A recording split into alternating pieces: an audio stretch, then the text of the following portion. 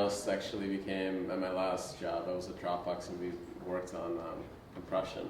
And we like built this thing without using standard libraries with our own allocator. So we wanted this thing to run like in this like little type-safe sandbox. And that was really cool, but it really didn't sink into me until I started this project, and I spent 2 weeks writing C as like a good little C developer. I had 100% branch coverage, and I was making pretty good progress until I needed some external libraries.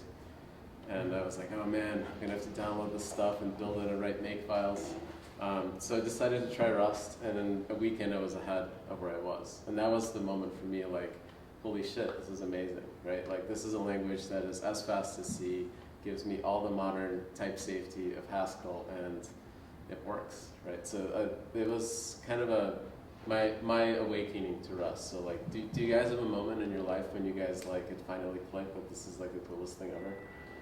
I think for me that the reason that Rust really clicked with me was not because of like the speed or anything. That came a lot later. Like now I care a lot about writing performant Rust code, and like that's something that I find really interesting in Rust. But like the thing that originally got me is because before Rust I was a C# developer, and C# is just nothing but runtime errors. Like just whatever you do, just like you can't even list the number of runtime errors that like the simplest operation can throw in C# because there's like this dynamic type that is completely untype checked, and there's like weird string manipulation runtime stuff, and it's not like some languages like people use these all the time in C#. So I was actually thinking I was not liking programming in general because I have to deal with this bullshit all the time.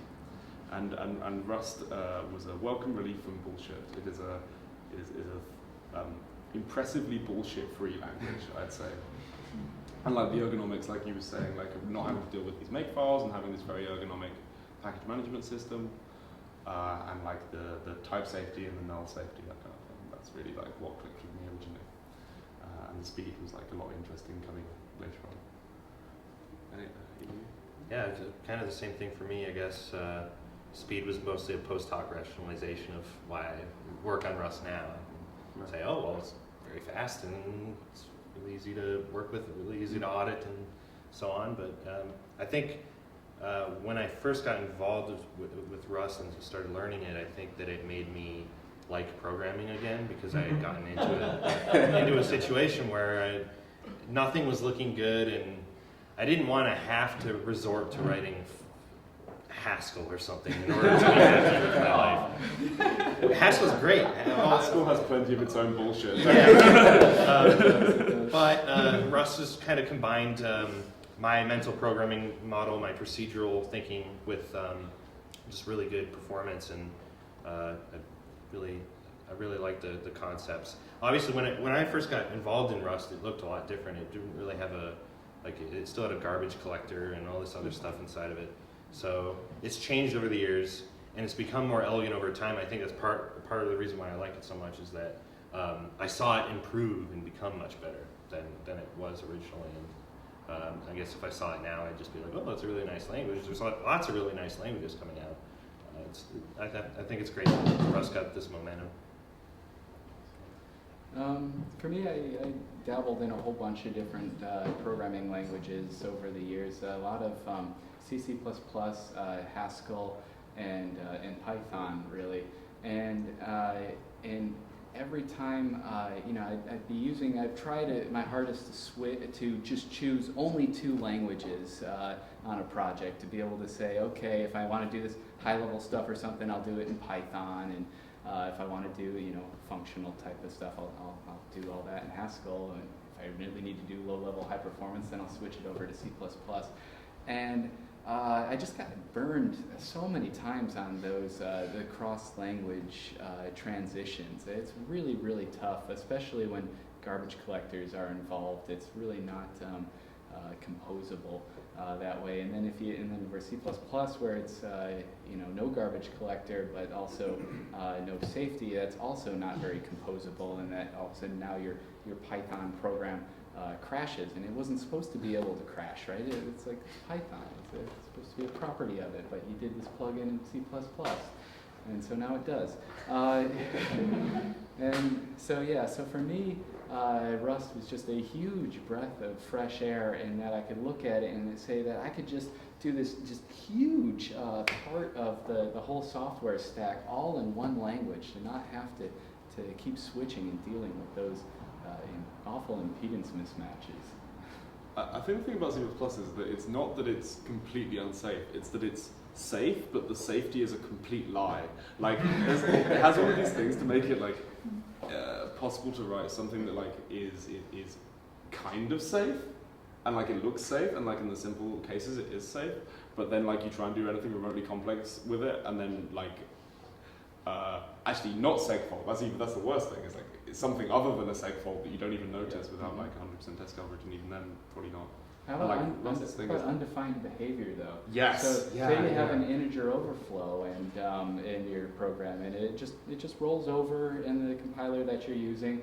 But it says in the language definition that if you have an integer overflow, that's undefined behavior, and your compiler is allowed to do anything at all. And maybe it doesn't in the current compiler that you're using, because it's a sensible thing to do, is to not crash your program because of an integer overflow. And then you upgrade your compiler, and then all of a sudden it does crash, or crashes off in somebody else's small library because they had a subtle integer overflow. Super annoying. I mean, the Linux kernel, like they disable the optimizations that rely on null pointers being undefined behavior, because there was like a bug where they like created a pointer to a member of this random pointer that they were being passed, and then they checked that pointer for null, and then so the compiler was like, oh, you just created a pointer to a member, that means it must not be null, and then so they removed the null check, and then like you can just like bypass it and get like pseudo like permissions with like very little effort. So like a lot of this undefined behavior is really terrible. And like I think the thing about Rust, like whereas C++ you can create these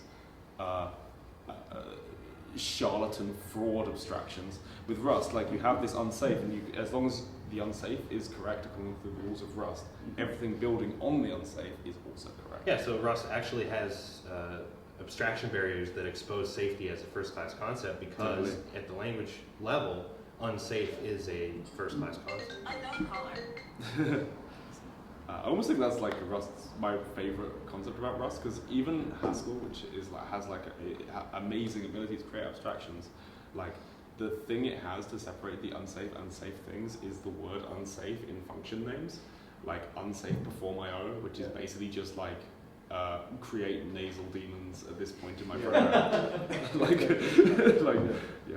That's a fact. And there's one of those in the prelude, so you pretty much can't avoid it as even a brand new Haskell developer. If you try to read a file, you're going to do an unsafe operation that'll definitely bite you a few years later. Yeah, Greg and I built the Haskell project when we were sick of C, and it bit us. Yep. I think Haskell has lots of good things about it, but it also has lots of ways to shoot yourself in the foot. I think like a lot of languages more nowadays are working out better ways to avoid you shooting yourself in the foot, and Rust is one of these. But then of course there are some languages that just like have whole new and interesting ways to shoot yourself in the foot, like Go. Yeah. Not to shit on other languages. Not to make this like a cult thing. Just like, only Rust is the only good language. You guys had an awesome blog post, Why Rust? You guys did. Yeah, Parity, that's right. Yeah. So I don't think was it Fred? I thought it was Dimitri who did that one. Okay. Do you guys remember? It was Dimitri? Yeah, Okay.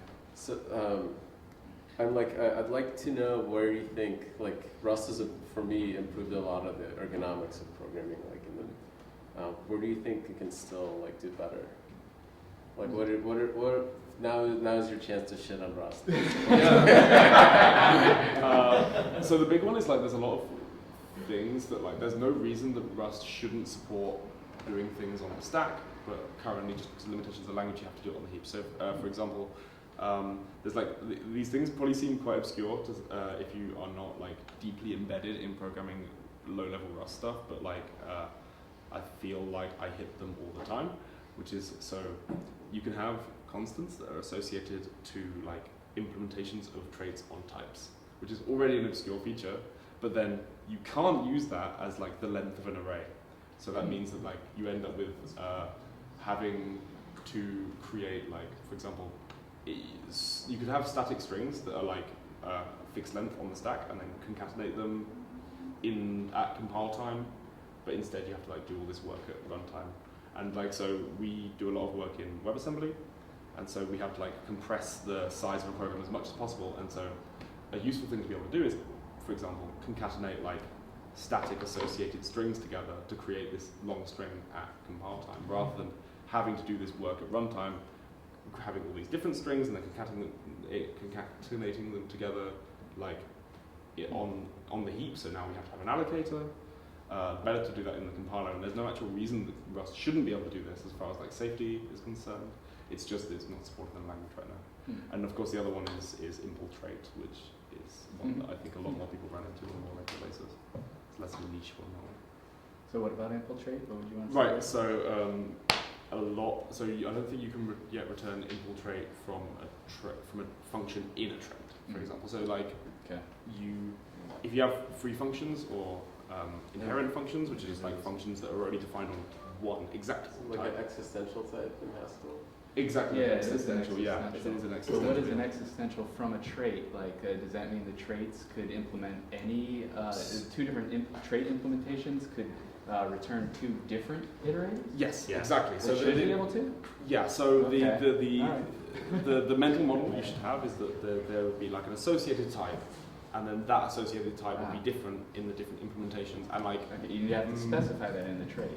Right. So there's two different designs. There's one design where you have an explicit associated type, and then you do type whatever equals infiltrate. Or there's the other one where it just has like an implicit, like it just creates a associated type for you. But either way, that's the mental model. But it's not actually implemented yet, and that you run into that quite often because I find that lots of methods in Rust are not inherent. Most methods in Rust are trait methods. Yeah. And so like the fact that you can't return infiltrate from trait methods actually is a very common problem for you to run into if you want to do stuff on the stack. I agree with both of those, and I think that it's kind of nice that in terms of language features that we're really running into, or that we don't have, these particular two happen to also be like in development, and we should see them eventually. Yeah. So, Oh, yeah. which is nice. Yeah. Absolutely. It's, man, these Rust developers must love you, and that he's complaining about something that was released a month ago. The first one sounds like you're talking about constant errors. Yeah. Yes. There's this gross hack. So there's type num and generic array.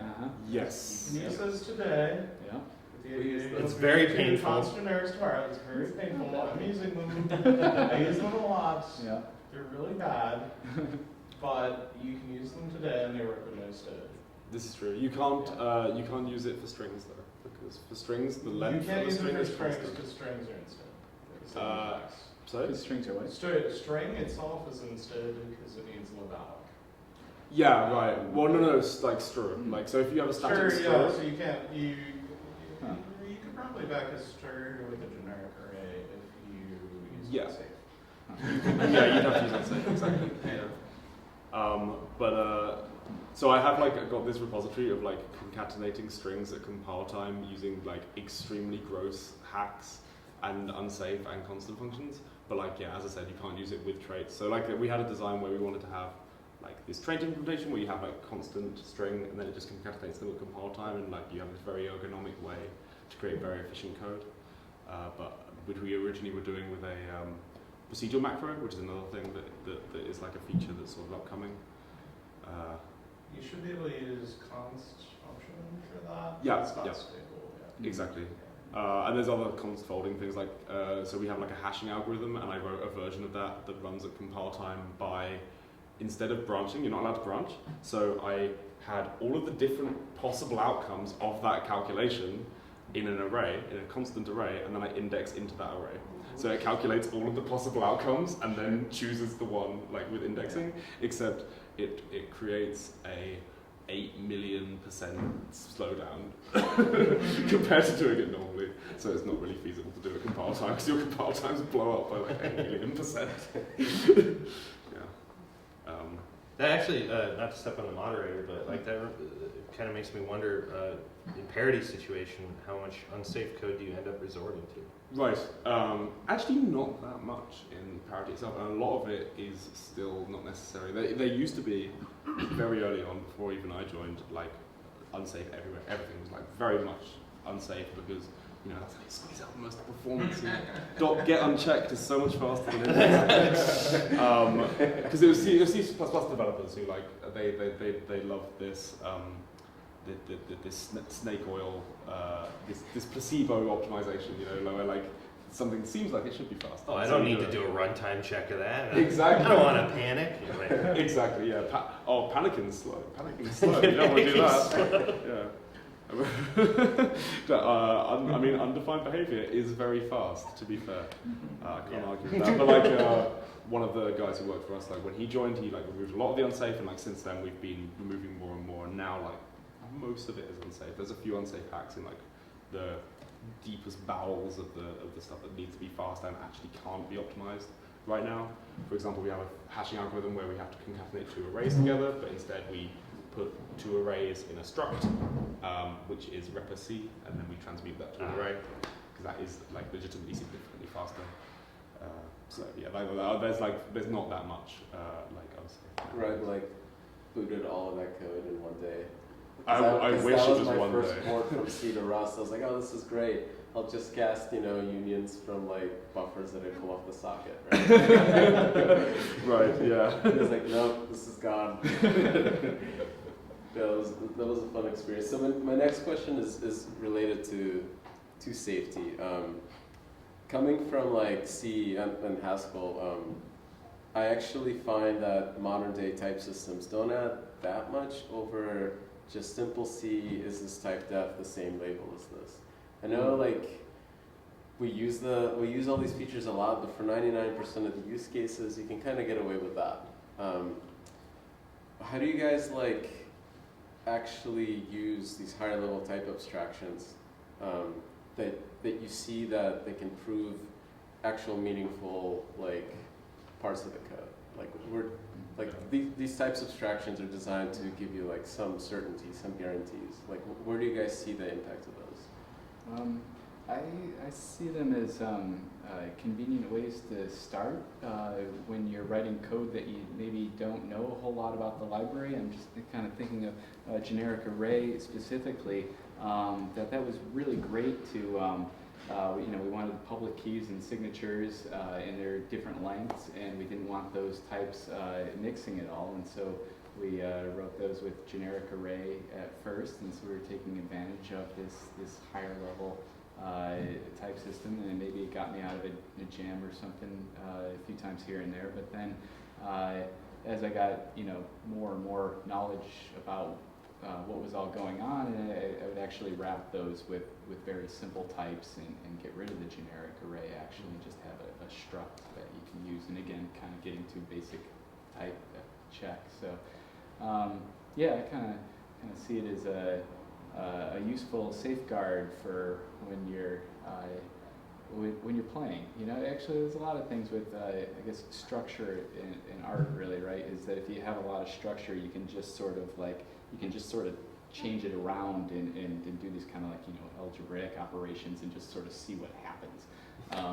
And that's cool. So that's a really good use of types and structure. And as you actually know precisely what you want, then all of a sudden maybe the types don't quite match up to that nuanced niche of what you really need. I think what you're getting at is the idea of type-driven development, where like you build out the types we were first. talking about Idris earlier. Yeah, right, exactly. Type-driven is like that concept comes from Idris. Well, the name comes from Idris. The concept exists before. But yeah. Sounds like he's ready for that Curry Howard question. He was on the plane, I think, when you threw that out there. What's this? He was joking about asking questions up here about the Curry Howard correspondence. I don't You know. guys were gonna build on using the Python B, like this contest where everybody says every other character. That was just kidding. No worries. Yeah. Yeah, so about types, I feel like they're really okay. So there's the two arguments for like complex type systems. There's the ergonomics argument, and then there's the safety argument. The safety argument, I feel like you can get a lot just from strong versus weak type systems rather than static versus dynamic. So like, for example, in C, if you multiply an int and a long together, I actually don't know what you get. You can get along. But like, this is the point, right? There's like all of these footguns you can get in C by like multiplying unsigned integers by integers and like smaller integers by larger integers. And there's like a lot of C programming guidelines. Basically, it's just telling you. Sorry,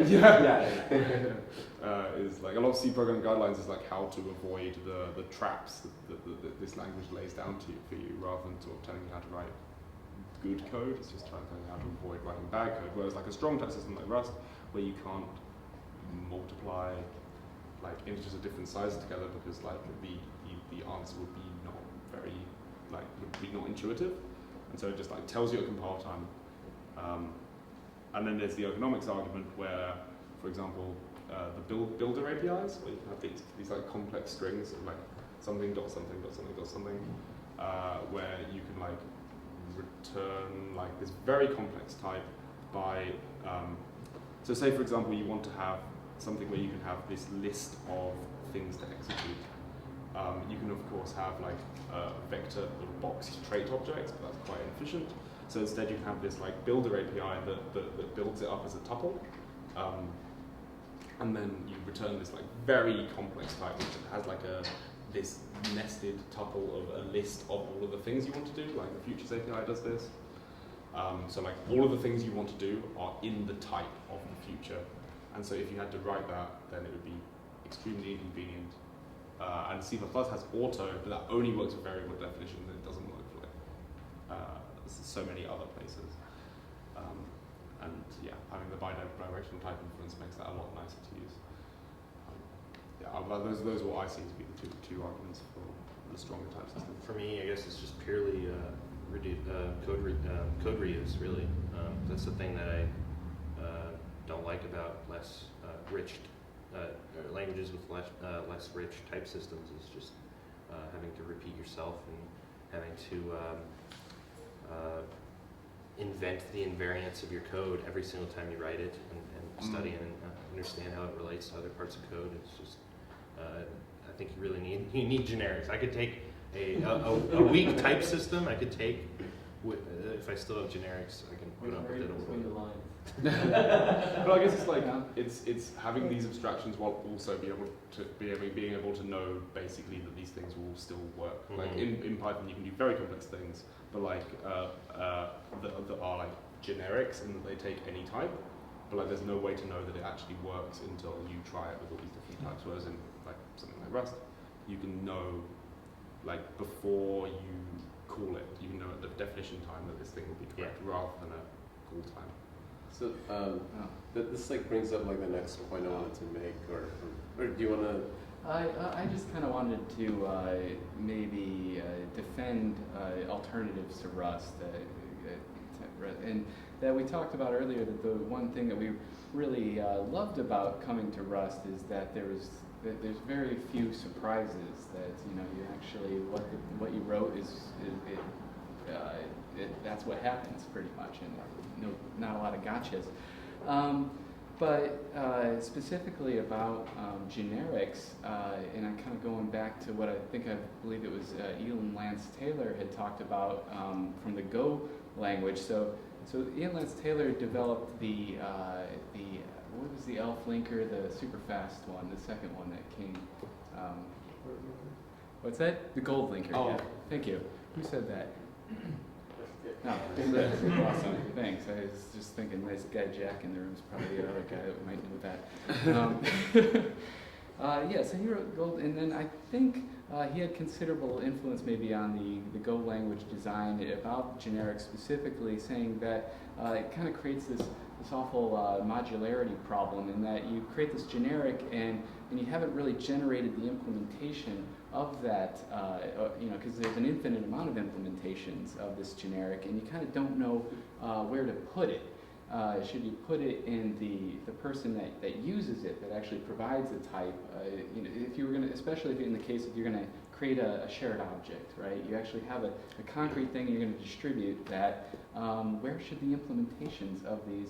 It would have to be in the caller, the user of it, but that means you're now duplicating this across everyone that instantiates the exact same generic. And so I think their argument against it there was to say that we don't know how to solve that problem well, so we're just not going to solve it right now. Yeah, And that is Rust's solution, is to not. And Rust's solution was maybe not. It was to go for it and hope for the best, and you know, you get this nice concise code, but you still have that problem that gotcha.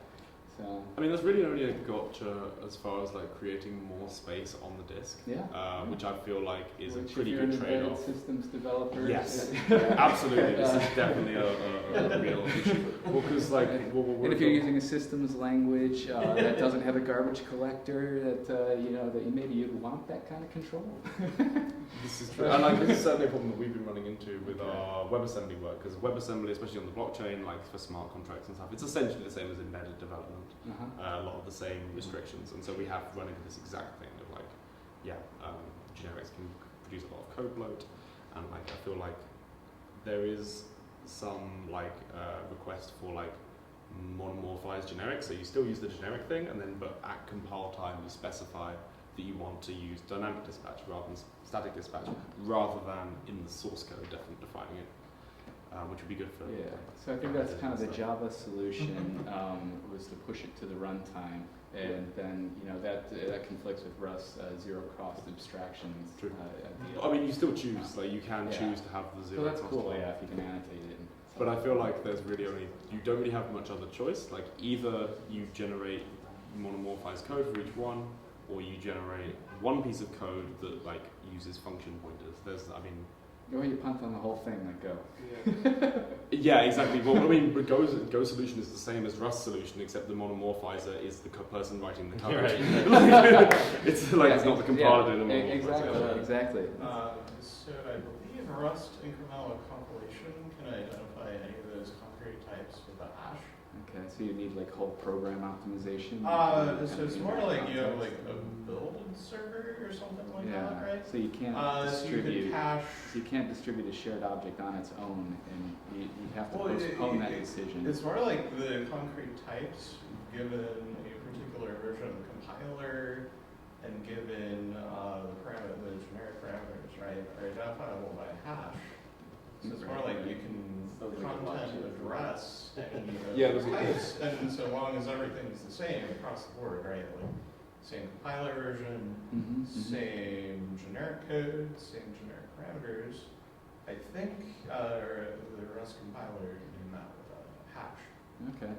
Yeah, I mean, there's That's no way cool. to turn that into a shared object that's then used by a It is downstream Rust. Well, yeah, it's not a you shared have to go object, but you lower. can have a shared toolcat. Yeah. This sounds like a personal help for somebody trying to write a linker, right? I can see Yeah, that. yeah. Writing No linkers way. is like infamously, unbelievably difficult. Like linkers are just a very difficult program to write in general. What do you think, Jack? They hard and.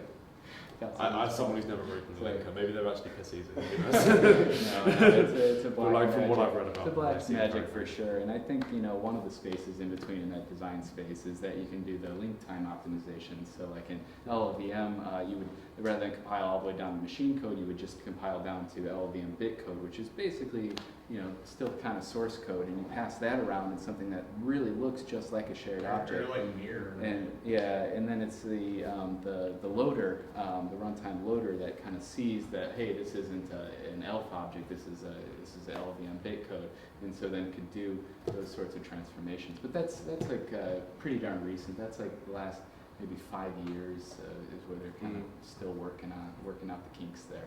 Do you know something crazy that LuaJIT does? Yeah. A bit of a tangent.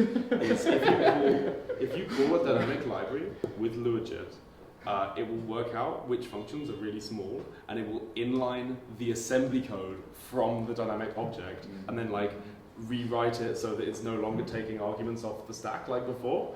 Yeah. Like it's like the crazy, like based on like a certain calling convention, it will like inline the pre-compiled assembly code.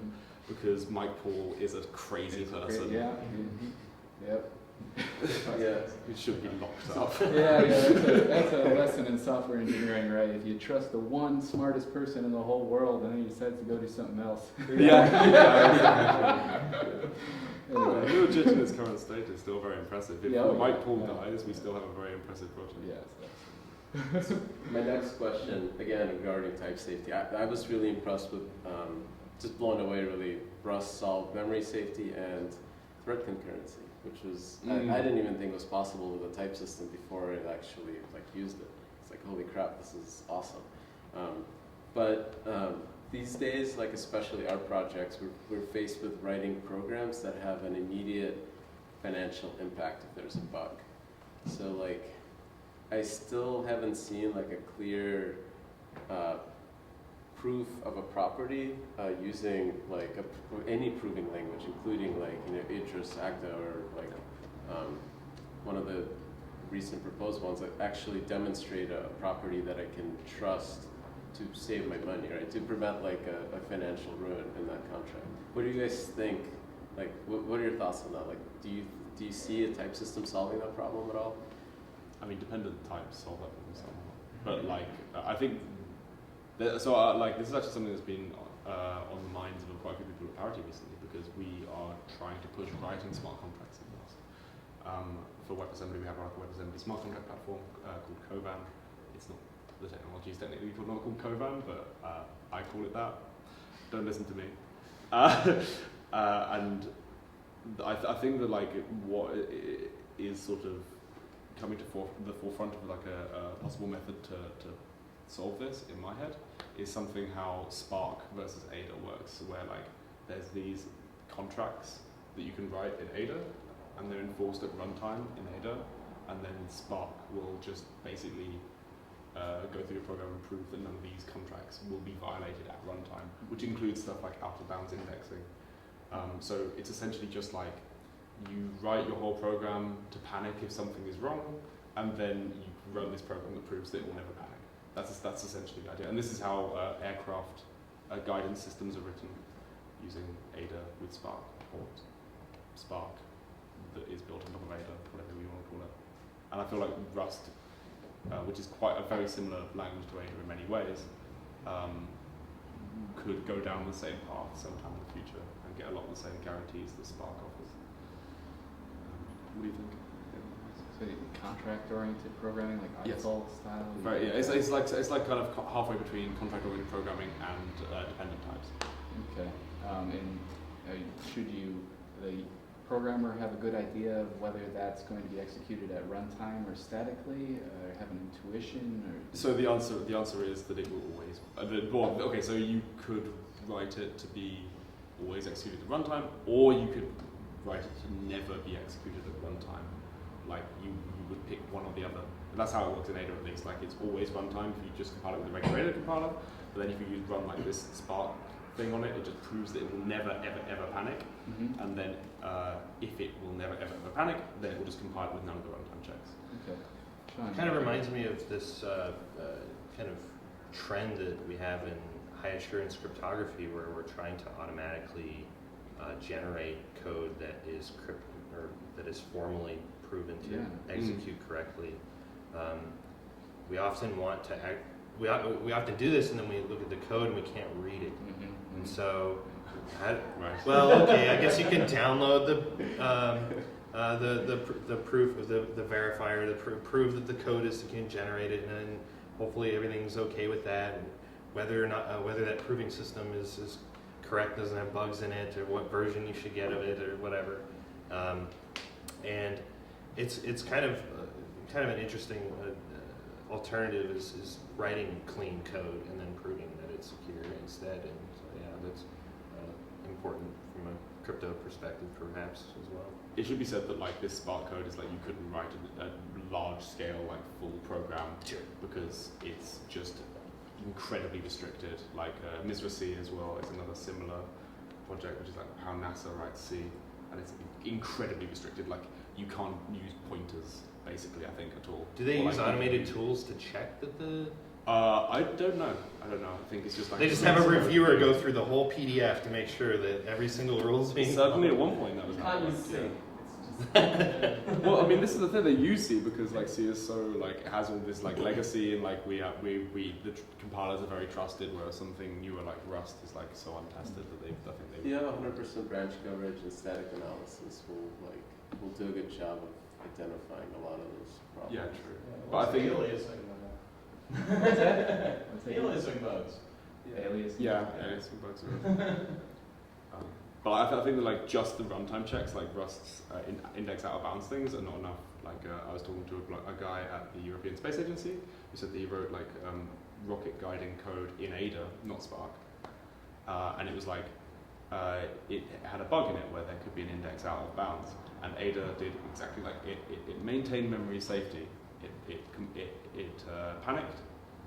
That was caught by a sort of supervisor program, which did exactly as it should, which is restart the program. But it got exactly the same input again and panicked again, and then it just ended up in this loop of like runtime panics, and then eventually like the rocket like Yeah. fell over and died and exploded. No one was killed. It's just like an unmanned rocket. But like this is the kind of thing where like I think that that just having panic if it fails is not enough. Like you need to have very strong guarantees at compile time. That you can like formally verify and stuff. So I think you've all talked about an integer overflow. So does that mean all of your Rust code within the 3 projects are all using the check types, the check methods for any arithmetic? Yeah. I don't think I ever used unchecked. Yeah. I mean, I've never. Cool. But no, you use checked arithmetic. I was in just the- curious. the I know regular what add it is, methods. but it's an Oh, early enough project where algorithms and data structures No, are a priority. not in the right crypto now, so stuff. It's It's just like you never always done. use like Yeah. dot checked add. Not checked at. But do you Overflowing it. Underscore check. Yes, right. Like you Yeah. use specifically the ones that don't panic. Yeah. This is exactly how it works with us as well. Because most of the crypto stuff is like supposed to overflow anyway. Yeah. So I guess I have maybe a more pragmatic view, I guess, compared to formal languages, and maybe this comes from my experience of all the work that Anatoly and I did in Haskell for Qualcomm, and that we had, we built all this software, and it was, we did a lot of stuff in the type system, and it worked really, really well, except for that we were the only 2 humans in the group that knew what was going on. 30,000. What's that? Out of 30,000. There was a couple others across the 30,000, but in the 20 or 30 that we were working with. If anybody wanted a different feature, they would have to go through us. And that's kind of a shame, right? I also maybe a little more jaded too about, I looked at the proof of quicksort in Agda. It just kind of proves that it will generate a sorted list. And I was thinking, well, the average complexity of quicksort is what is it? Is n log n or something? No, Couldn't tell you off the top of my head. but merge sort and tim sort are a little better in the best case and average case. I'm like, well, can I have those? And they're like, no. This is what we have the formal proof for. So I think if you're going to go down that route, you have to be really, really, really certain that you got your algorithms and data structures just perfect, and that's where you're going to keep them. And then you can take this next level of polish to say, okay, let's try to find those very last bugs. And that in the meantime, you're really going to get a lot better bang for buck with, I think branch coverage is really just the best bang for buck on that, is that you have a test and you're checking all of the edge cases to ensure that all conditions are checked. And yeah, there's a couple, like Boolean type of issues where you can miss that, miss coverage there, but the ROI is just so good in Rust, and that all the rest of the safety guarantees in Rust that make that branch coverage meaningful, as opposed to C++, where you can look like you have 100% coverage, and in fact you don't at all because you have this undefined behavior. Another really nice feature for generics is just writing tests that are generic over these concepts, and you can get into the algorithms and not have to worry about the objects themselves and how they'll work, and move along. And kind of test-driven development's helped a little bit more when you have access to types like that. What do you think about tools like QuickCheck? QuickCheck? So I don't like QuickCheck, actually. Really? Okay. So, That's not the answer I was expecting. No, so QuickCheck, written by John Hughes. The Haskell version is. Yeah, the Haskell Yeah. version of, and it's been ported to every language basically, because I guess a lot of people do like it. It's property-based checking. So if you write your test in this form that says, usually it's something along the lines of, if I do this operation, it'll equal the result of this operation for all x. And then it goes and generates all of those different x's and tries to find the edge cases that'll fail. And my experience there is, well, is first, if you actually leave it in its naive form, you're gonna keep generating all of these random cases for it's going through the exact same code path 90% of the time, and it just makes your test suite very long, and all you really want is to catch those edge cases, which is already identified by the branch metric most of the time. So again, coming back to I think that branch coverage versus line coverage, branch coverage is so incredibly meaningful that you can just have these couple very fast running tests that gives you almost exactly the same guarantees that you would get from QuickCheck. Right. And I guess that's what tools like AFL, like these fuzzing tools, they're like similar to QuickCheck, where they generate lots of data and then try and like convert that large amount of data to like a smaller set that causes the same bug. Yeah, except they super cool. Yeah, it's amazing. Like what's the other one? It's the Google. There's a Google one. What's it called? Generates LibFuzzer. yeah, Thank you. that generates an image. Yeah. Yeah. So it's basically verifying JPEG parser. Oh, and yes, it I have seen generates a this. JPEG randomly, like effectively amazing. figures out what the opcodes are in the beginning for it to be a valid JPEG. And We were fuzzing like the WASM implementations for like V8 and SpiderMonkey, which is Google's and Mozilla's WASM interpreters. Actually, no, WASM JIT compilers to like work out whether or not we can use them as the blockchain. And so we were fuzzing them, and it would like generate like these valid WASM files after a very long time, and we like found cases where it would like a small file would cause an unbelievably long compilation time, which is like you can't have that on the blockchain at all. Like it needs to be a linear. It either needs to be linear, or you need to like use gas on the compilation process, which you don't want to do because that makes everything slower. Yeah. I was just thinking, we've all been Yeah, talking you for guys about an have hour. questions? Yeah, I was just Yeah. thinking I really want to hear from. Oh, there we go. The testing here in branch coverage metric, Yeah. I'm a little skeptical of branch coverage. Okay. It's sort of a false certainty. Okay. You can get 99, 100% branch coverage, but your program can still Yeah. go up at runtime just Yeah. based on different input. It might take the same control path, but just different input data. Absolutely. Yeah. So Definitely incomplete. Yeah, so the sort of state of the art nowadays in the C and C++ community with this sort of testing is combining fuzzing with sanitization. Okay. So you guys familiar yeah. with sanitizers? Extremely. Yeah. I actually worked on the LLVM Yeah. team for 3 Okay. years and worked on porting the sanitizers to the ARM backend. So Yeah. what do you got? Yeah, so it's combining fuzzing techniques with either working with ASAN or MSAN or UBSAN or TSAN, pick your flavor one at a time. I think that's probably more important than strict branch coverage. Okay, so let me, I guess, say two things here. One, I say branch coverage better than line coverage is the really a very key thing in that if as a manager or lead or something, you tell your coding, your team that you want to have 90% code coverage or line coverage, it's really, really easy to achieve 90% line coverage.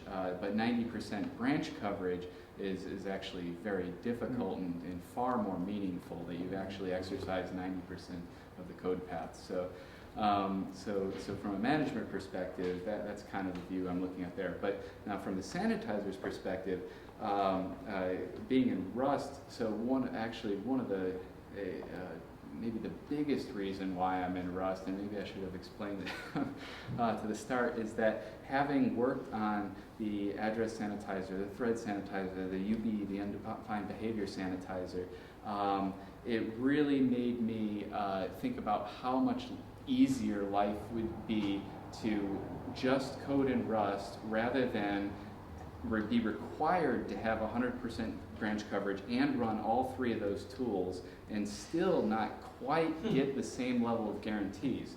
And I worked in the embedded space where running the address sanitizer would cause a 3x memory overhead, and that was the good one. That was the right. You run the thread sanitizer, and it's kind of memory mapping the entire address space. Is a huge amount of overhead there. And then you look at actually in the address sanitizer, that 3x overhead, what is that? It's actually putting these landing pads on the outside of every memory location and saying that if you go and write to one of those memory locations by accident, then you must have had an out of bounds error.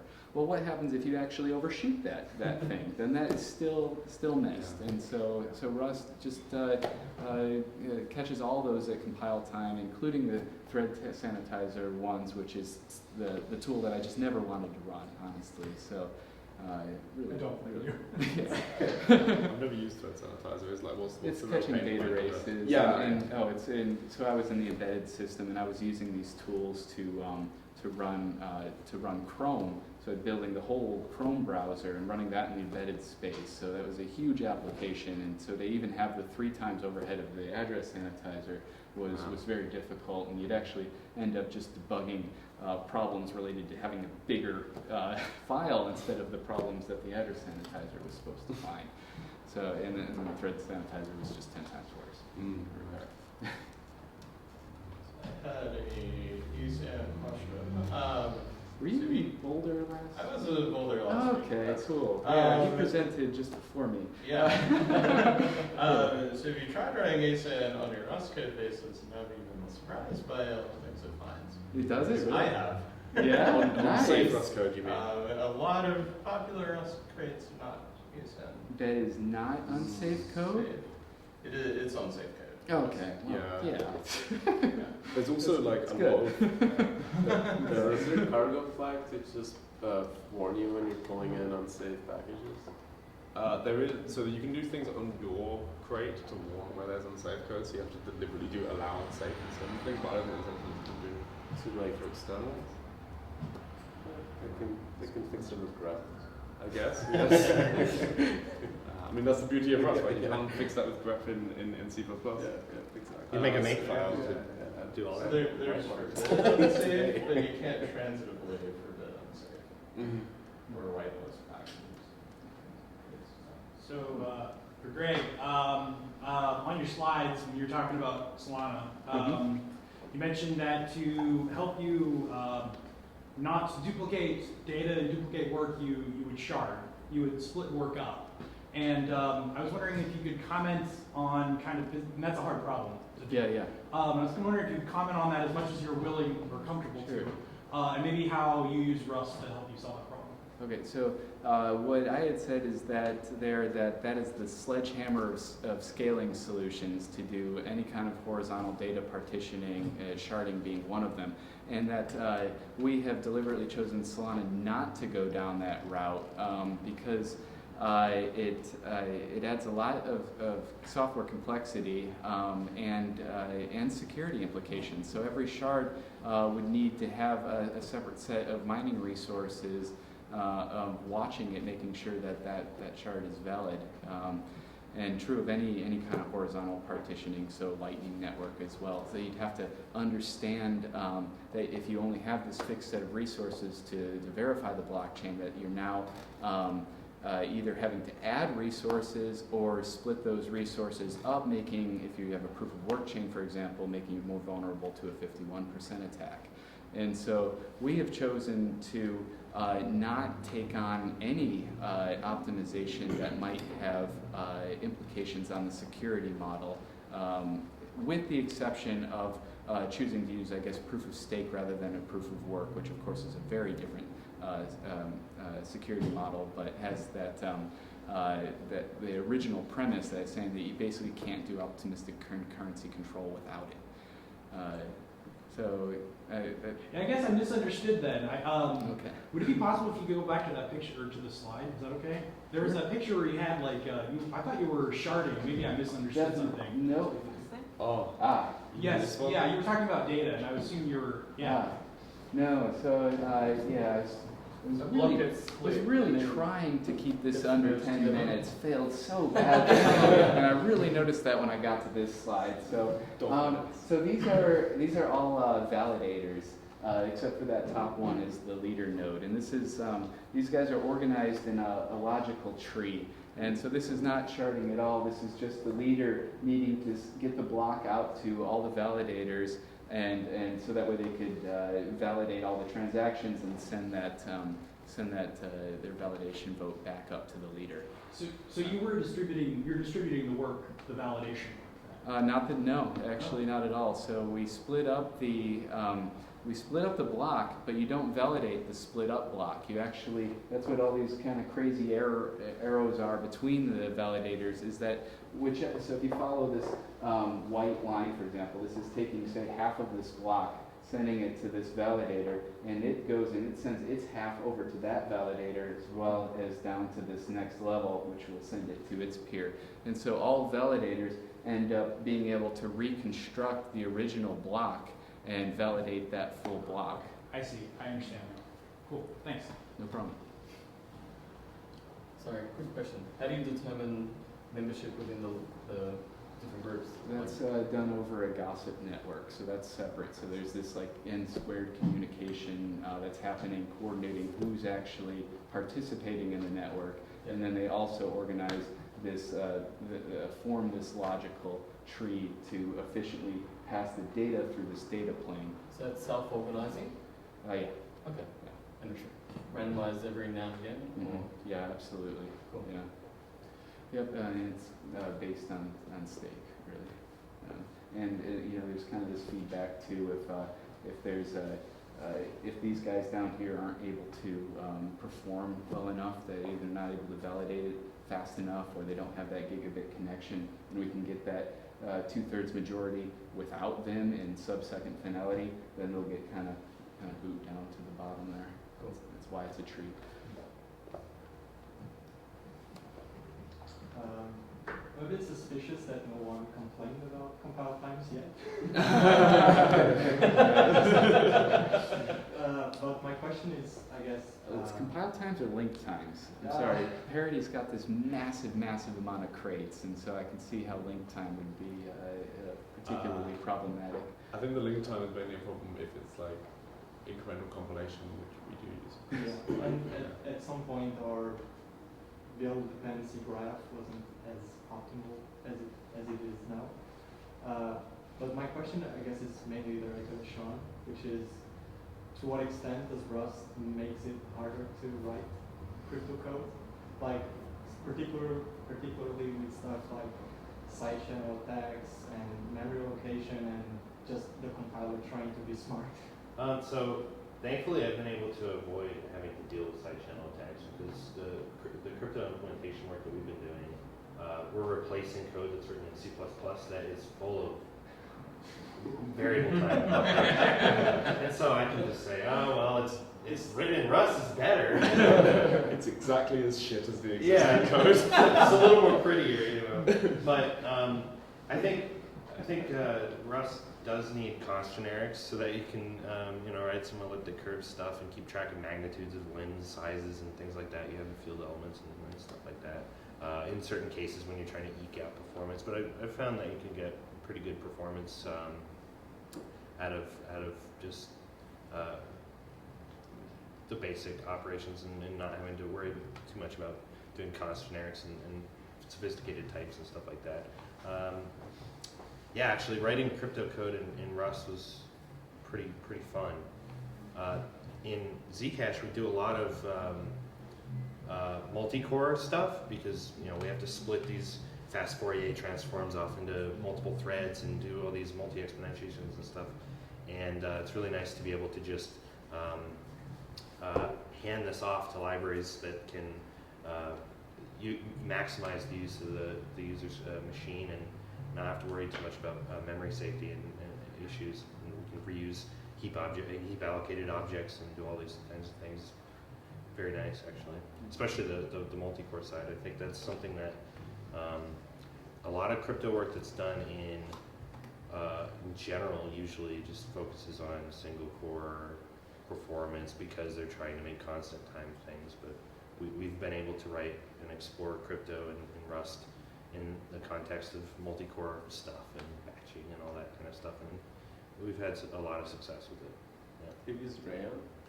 Actually, I have a long time ago, and I wasn't happy with it at that time. Now I'm very happy with Rayon, and I hope to move all of our stuff to Rayon. But right now we use a mixture of like scope threads and futures and things like that. But hopefully move it all into Rayon. Do you mind if I ask if side channel attacks may be a problem? It's just that like you haven't got around to making constant time, or, like. So or in our it just isn't a problem. it's mostly a performance thing. So the most expensive part of constructing these proofs that we do in Zcash are these multi-exponentiations, and they're over very large elliptic curve groups.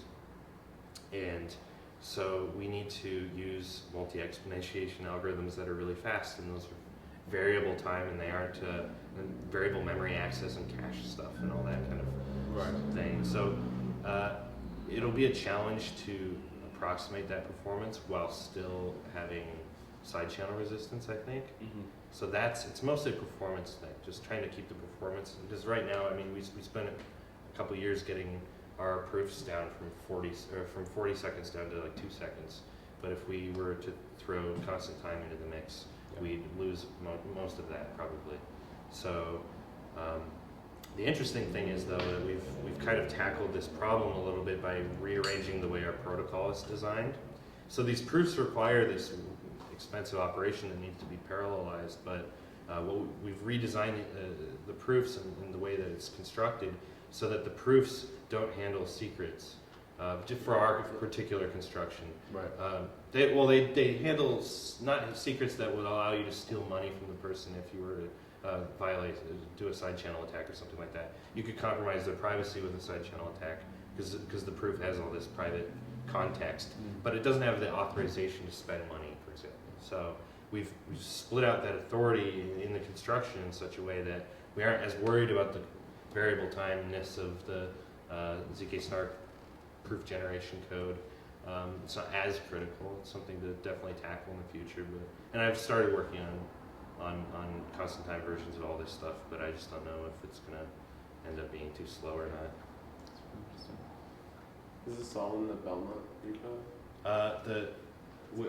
The constant time stuff? No, your ZK Snark board. Yeah, so Bellman currently is a library for doing ZK Snark, constructing ZK Snark proofs. And we're actually hoping to split it up so that I have a different library doing ZK Snarks, and Bellman is mostly about doing the arithmetic circuit stuff that we end up having to do in various proving systems, not just ZK Snarks, but things like bullet proofs and so on. So Bellman doesn't have the elliptic curve cryptography implementation, these special curves that we use in Snarks. That's in a different library called pairing. And we're just splitting this all off into pieces that we can reuse and people can use.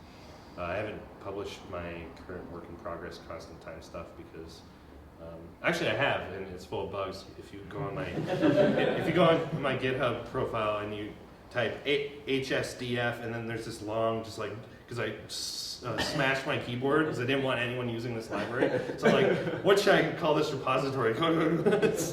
Do not use. But that's where my current work in progress. Ship with it. Right.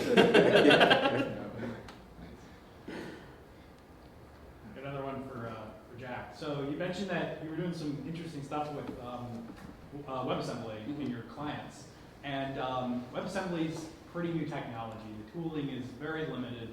It's very nice that Rust can target WebAssembly, but there's a lot of risk in there. And could you talk about some of that risk, why you took it on, some of the challenges? Right. I definitely agree that like WASM is new technology and untested in many ways technology. The reason we chose it is because we needed a virtual machine target that was fast and that could be compiled to from existing languages, because we learned our lesson with Ethereum and Solidity.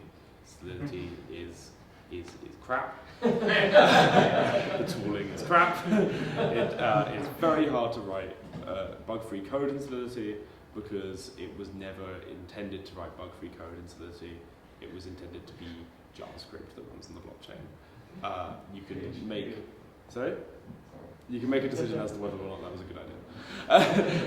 So like, we wanted to have something where it would be like a sort of a rallying point for multiple different languages, and really like building our own all of that would be a fool's errand. Really the only thing that lives up to that would be either taking an existing architecture like ARM or x86 and then just emulating it on the platforms that aren't ARM or x86.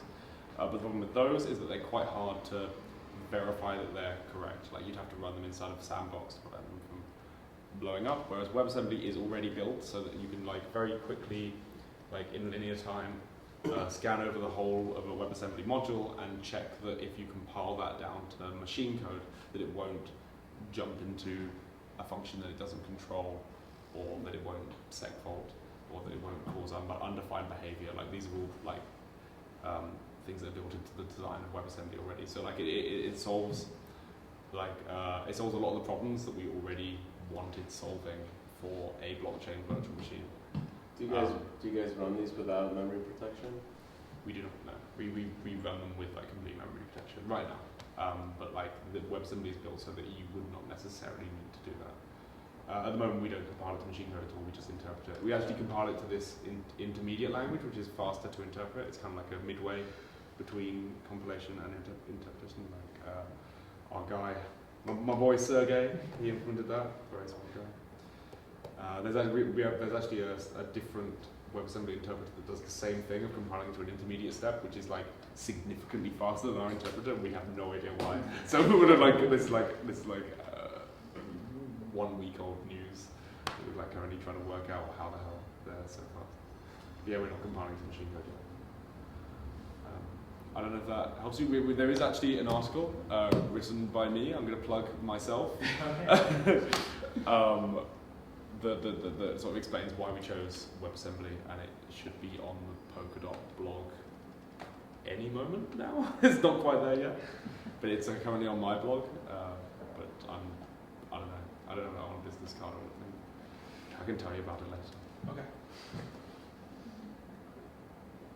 Cool. Do you guys want to hang out, drink beer, eat pizza? Cool. Any parting thoughts? I mean, at this point, I've been up for like 24 hours, so I don't know if there's any thoughts at all. I just say I am definitely a fan of Rust. Like I said, I've actually studied programming languages pretty much my whole career, and you know, as I've transitioned between languages, it's usually because I kind of like got in my head, I'm gonna go build my own language this time, and then as I'm googling that and reminding myself of that 100-point checklist of what it takes to actually launch your own programming language, I end up finding some language that already implements it, and that's kind of how I found Rust this time around, and right now I'm not looking for another programming language. I'm really happy here. It's like the sweet spot. It's the language I think that I would have written myself. So now you can start writing your own procedural macros. Yeah, now I'm doing macros. Yeah, so good stuff. Quick question. So after trying to convince everyone that I talk to about Rust, the one thing that people keeps throwing back at me is failure on malloc. So on the internal tools. What are your thoughts without an allocator? What was that? You can compile without an allocator. You can still fail on Stack Overflow. Yeah. Like there's nothing to This, stop. this is the one thing I'm trying to convince one person, and he keeps telling me Lua. But Lua? yeah. I mean, So he's a it's Lua like- guy, but What? Wait, Lua doesn't fail Comparing on a malware? train to Well, a it's- bicycle. Yeah, no, Lua, I mean, at least you know. What is this? Oh no, okay. So- There's full Rust kernels thread. Yeah, so And that's the one you that do keeps throwing at me. mocks Yeah, and they panics want to add rather than returning an error Yeah. type. separate And it's an I uncatchable. don't think What are you so. doing now? Really? What's I that? think it's What are just you an doing now? abort. So- Yeah. I am assuming that malloc will succeed. Okay. Oh. Is that the same for you two as well? We all assume that malloc will succeed, which is actually a problem. So we have like this constantly running parity node in our office, and once every few weeks, because it's quite a small box, it's just with like some public box that we've got verifying it, it will just like come up with like the Windows like parity.exe has stopped working, and it's got all these like memory things in the background. Like it is a genuine thing that I feel like Rust could deal with better. But they're working on it. They are working on it with the allocator API. There's an allocator library that we wrote for the compression stuff we did at Dropbox that it's open source. You can Google for it, and that was that basically solved that problem. We were able to run in constant time without any allocation, no system calls. Cool.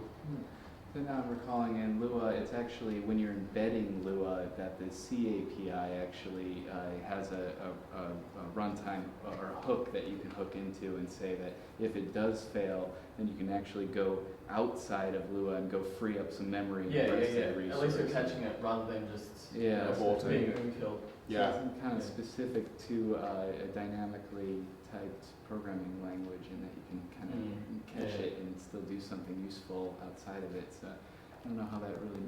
Just attach it, What that should look look at the panic. Yeah. yeah. That is actually like we do Yeah. catch like if You can parity, do it. if parity It's aborts, open we source. do have like a supervised process that restarts. Nice. I don't know if this is like we've already gone too far, but like Zig actually handles this exact thing. It also handles Stack Overflows like in a way that works at compile time. It's really impressive. Yeah. It's still like super research. Don't use Zig. Don't use Zig. But it's like it does handle like these failable allocations and failable Stack Overflows as well. Yes, but what I predict will happen is that Yeah. basically every single line in your program can fail, but it won't in reality. So people will just start using Windows. I don't think that's true. I don't think that's true. Like you fail at allocating a frame, Yeah. and like the way that you prevent like anything can like any function can fail is like it becomes like not Turing incomplete because you can still infinitely loop, but like you can't infinitely allocate memory. Like there's like a maximum amount of memory your program can ever allocate on the stack. That's how it solves it. It still does have like panics and backtraces, but like it has a lot more tools to avoid than Rust does. Closing word, Sean? Uh, You good? Drink beer? Great. It's good. Yeah, That's my closing thank you guys so much. Yeah, thank you.